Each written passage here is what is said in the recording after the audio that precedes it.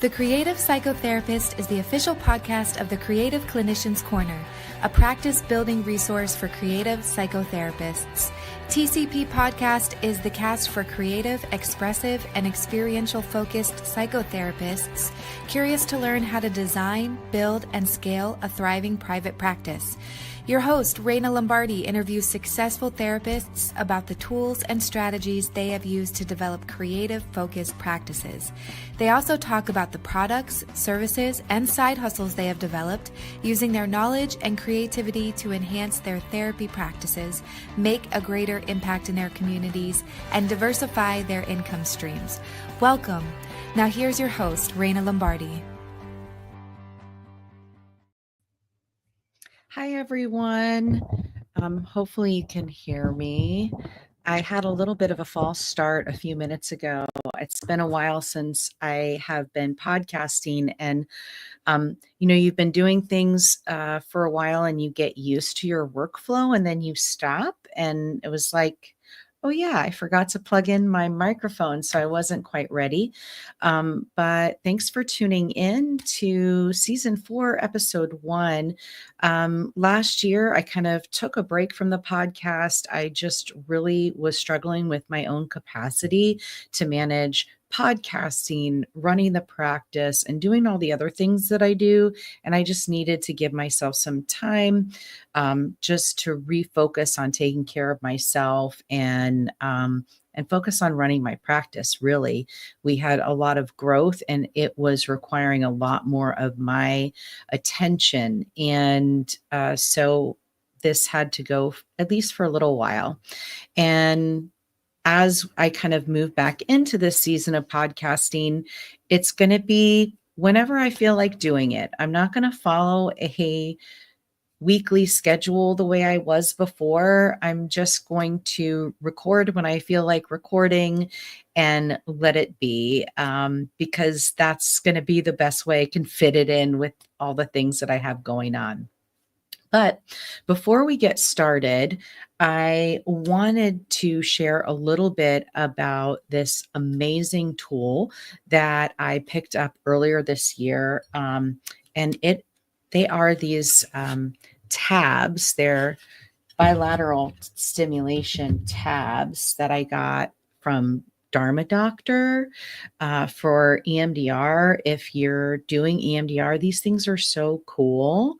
They're really nice silicone. They fit in your hands. They're Bluetooth. And the cool thing is, if your client purchases a pair of these, they can use their app to generate a code, give you the code, and then on your app, you can control the speed and the vibration of the tabs. So I love them. They have a little bit of a light on them too for people that follow the light.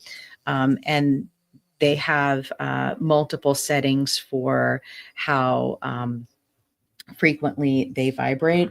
And I am an affiliate for them. If you're interested, they just came back in stock. They sell out pretty quickly, but they're really, really wonderful. The clients that I've been using them with love them as well, way better than the other tools that we were using before. And you can find them by going to DHARMADR.com/creative10. And there you can purchase your pair. You'll get a discount, I think $10 off by using code creative, all caps, 10. So check those out if you're doing EMDR and looking for a really nice, high quality, easy portable, like look at how tiny it is. It's perfect tool to do your work there. So today I wanted to talk to you a little bit about practice considerations during these uncertain times. I've been talking with many colleagues. And one of the things that's been coming up is, how do we continue to generate new clients in our private practice?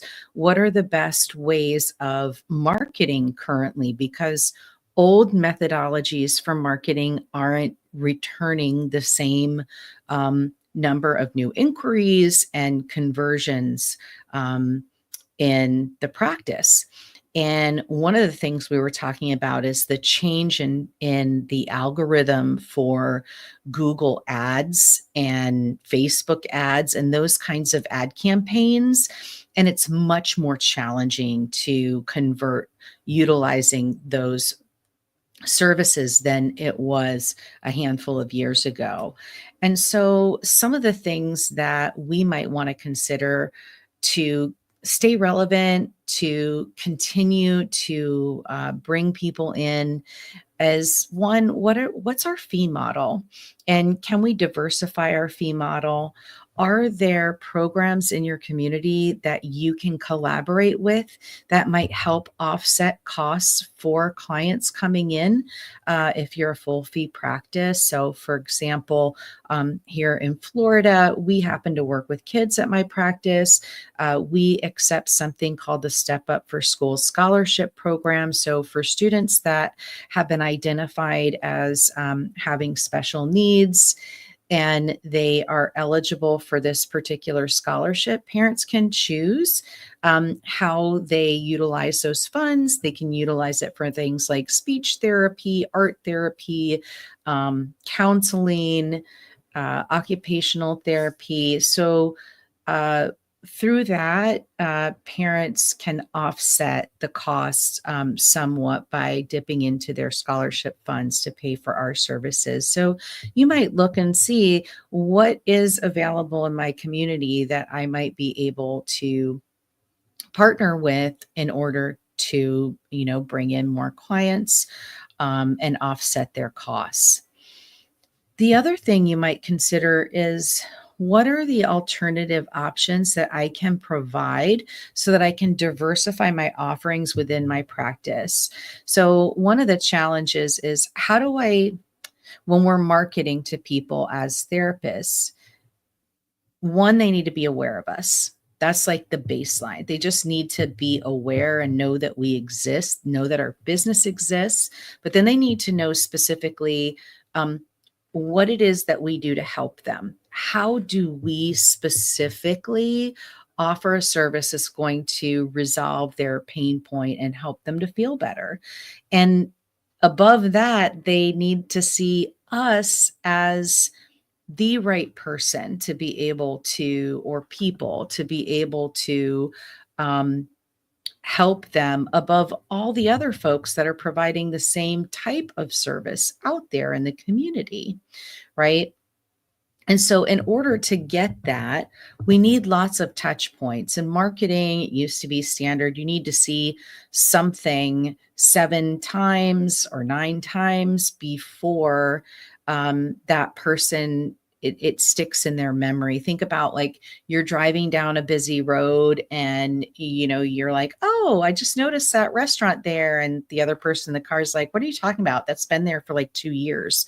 You didn't notice it, but you need to have so many, connections before it really registers and sticks. And we're in a society right now where we're just bombarded with information and marketing, and it's harder and harder to stand out. So by thinking about what alternative options we can create to bring people into our place of business that have nothing to do with therapy, right? It has nothing to do with therapy. Maybe it's hosting a book club. Maybe it's hosting an open studio event. Maybe it's creating some kind of other wellness-based option that you bring people in. They have an experience in your facility. They have an experience with you, and that starts to increase their awareness and knowledge base about who you are, what you do, and how you might be able to help them with some other things that they might be struggling with. Or maybe they know somebody else that they can refer based on the positive experience that they came in at this very low price point to have this creative wellness event, or some other kind of experience. But they leave having a connection, right? That's the important part. They leave having a connection and a memory that's tangible, because you can give somebody your business card. They can see your logo here and there and everywhere. But until they have a connection, a meaningful connection, it's going to be harder to convert, especially if you're self-pay practice. That's a little bit different if you are an insurance-based model where somebody is, I just need somebody that takes my insurance and that's what I'm going to do. That's a completely different approach to marketing. But if you're really wanting to have a full fee practice, which is our model here, then you have to think about other ways of connecting with your ideal clients. So that might be something that you consider. The other thing that you might want to look at is, what are you doing to engage your community and build awareness in your community? So that might be going out and doing different vendor events at health and wellness fairs. The past 2 years, we've participated in our local county's health and wellness fair, and it's an all-day event. And, every employee that works for the county cycles through. There's like 300 vendors there. It's a pretty big deal. But that event has been really, really beneficial for us in terms of building knowledge base and building awareness and referrals. And it's interesting. This past weekend, I was at a different kind of event, but somebody came up and they're like, "Oh, I was at your event. I was at your table for the employee health fair, and I had them making positive affirmation cards. And I have your positive affirmation card. My husband asked me where I found it, and here's the person I made it with." So there's that lasting, memorable connection. So are there ways that you can engage in your community and get out and do those kinds of things? Over the weekend, we did one at it was called Art in the Garden, and it was gorgeous out. So it was like a beautiful day for it. But where can you engage in your community? Maybe it's like a local conference. Maybe it's asking to go deliver a short form wellness activity for a corporate entity that has or whose employee base makes up a large number of people in your community, right? Where are you going to get the most bang for your buck kind of thing? Those kinds of places, if you reach out to the HR department and say, "Hey, I'm a local mental health provider. This is my specialty. If you ever have any options for bringing somebody like me in to deliver a short experience for your employees, just to show them how this can help them reduce stress and build resilience," or whatever it is that you do, would you be willing to give us a call? And I'm sure if you start that conversation, some really cool things will evolve. And those are the things where it's, again, just about building that connection, because there's the awareness, there's the knowledge, because now I've had an experience with you. So I actually know what it's like to work with you a little bit. I kind of get your personality and see if you're the right fit for me. And they'll leave with a memory, right? It becomes memorable. And that's what we're really looking for in the market, right? In order to grab market share, you have to become memorable. You have to do things a little bit different. And that's true even in your social media and things like that. If you repeat the same type of video that somebody else did, it's not going to stand out. It's not going to make you memorable. you want to really be uniquely yourself and make the experience memorable for your ideal client or potential ideal client. The other thing that I think is really worthy of making an investment in is your SEO on your website. SEO stands for search engine optimization. It's not just enough just to build a website.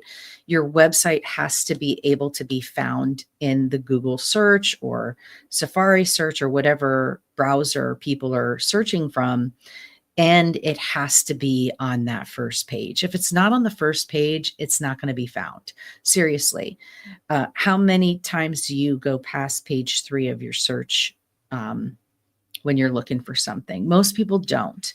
And the way you do that is by having very targeted SEO. And that would be the keywords that you use and embed throughout your entire website.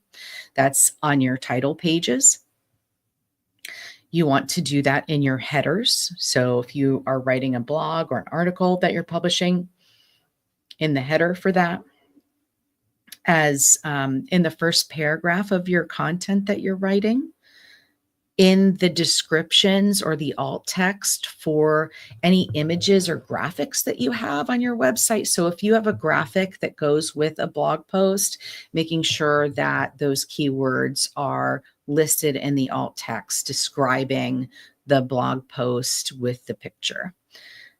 And in your meta description, and that would be for each page, the little bit of information, like summary information that comes up in the search, right? So usually it's only a couple lines. It's not a lot of characters. I don't remember the exact count, but you want to make sure that your keywords relate to, your community, right? Whatever it is that you do in your community. So if it's like EMDR in your community, if it's art therapy, if it's music therapy in your community, you want to make sure that those are in there. But you also want to tag for the other disciplines that you might integrate into the work that you do. Many of us as creative arts therapists and expressive arts therapists are really integrative in our styles, and we utilize a multitude of modalities. So you want to make sure that you have a little bit of that spread out over your website. Now, I do recommend that you write blog posts as frequently as you can. If you don't want to use a blog post, you could do a vlog, and you could do a video blog like this. But having something that is posted pretty consistently, the indexing search to determine where you place in the search history, they look at that. How fresh is your website? How frequently are you updating it? Does your content reflect that you're an expert in the area that you're talking about? That's really important as well. So those are some key things. And the last is, can you add something extra special onto your website to keep people on your page longer? So the amount of time somebody spends on your website also becomes one of the key pieces of data that they look at to determine where you rank. Okay, so one of the things that we have invested in is an AI chatbot, which is totally customizable. So we put in all the information and customized it, the questions, so that when people come on the website, it comes up and says, how can I help you? Are you looking to book an appointment? Are you looking for supervision services? Are you looking for a wellness workshop? Are you looking for individual therapy? What is it that you're looking for? And then based on what they select, we've customized those responses. And then it gathers their contact information. It comes in on the back end of a CRM for us, or customer relations management tool. So we can look at that customer's journey from the time they've landed on our website to intake, right? So we can move them along based on whatever's going on. Did we call them back and left a voicemail? Do we need to recall them back? Did we talk to them and now we need to talk to a different parent? Like, what's the situation? So adding something like that, a tool like that, can help with your SEO. It's going to help with your customer experience, anything that can reduce friction between your customer and getting to you. That's something worth investing in. And then it also helps with your data tracking process so that you can really monitor your effectiveness. Is this working? Is the energy that I'm putting into the SEO really benefiting me? So those are 5 things that I think are practical and doable that you can add to your practice admin to help you during uncertain times to keep that your clients coming into you. That, again, we're not looking at advertising here. This is all stuff that you can do yourself without paying somebody to run Google AdWords at the cost of several $1,000s a month. Anyway, I hope you found that helpful. We have 2 other podcasts that are going to be airing today. One's another Voices from the Expressive Therapy Summit series with Mimi Savage, and that's going to be a combination of things, but stay tuned for that. And then I'll have another episode 2, season 4, and that's going to be with Dr. Mimi Savage and 2 of her colleagues, and they're going to be talking with me about a brand new expressive arts coaching program that they have developed and are taking students in at the California Institute for Integral Studies. So that should be really exciting as well. Anyway, thank you so much for listening. And again, if you're doing EMDR and you're looking for something that's really awesome to help you with your practice, I highly recommend checking out the Dharma Doctor tabs. I'm just totally in love with them. They come in this nice little container, and then you just plug it in to recharge. Has a little very simple app that you can download on your phone. It's just such a great tool. And if you want to purchase them, they're available now, but I'm sure they're going to sell out again. And you can find them at dharmadoctor.com. That's DHARMADR.com/creative10. And you can use code creative10, all caps, for your discount at the checkout. And I appreciate you all listening. And I hope you have a wonderful holiday weekend if you celebrate the holiday. All right. Take care.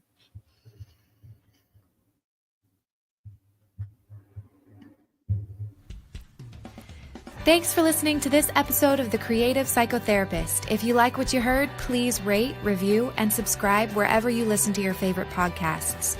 For show notes, downloads, and additional resources, head over to the website at www.creativeclinicianscorner.com.